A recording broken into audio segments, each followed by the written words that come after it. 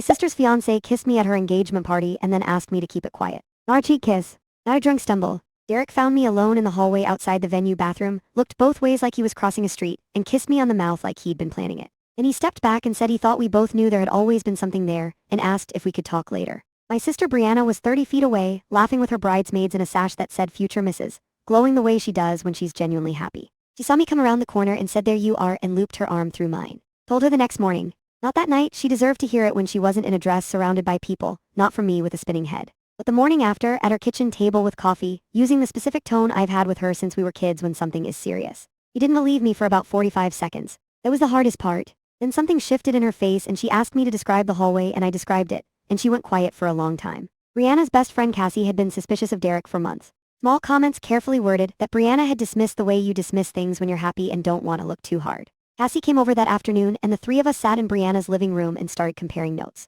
Cassie had a text from Derek. Old, sent late at night before the engagement, worded with enough plausible deniability that she'd filed it away and said nothing. He had screenshot it the day she got it and never deleted it. Brianna called Derek and asked him to come over to help with something for the wedding. He arrived with flowers. She met him at the door, took the flowers and handed him the screenshot. He started talking immediately, the kind of talking that's really just shuffling, and she held up one hand and said she'd already spoken to me. He looked at me on the couch. Cassie was next to me. Neither of us said anything. 3 more angles in the next 10 minutes. He tried your sister has always been jealous of you. He tried Cassie has had it out for me since the beginning. Then came the version where he had simply been overwhelmed by feelings, and it would never happen again.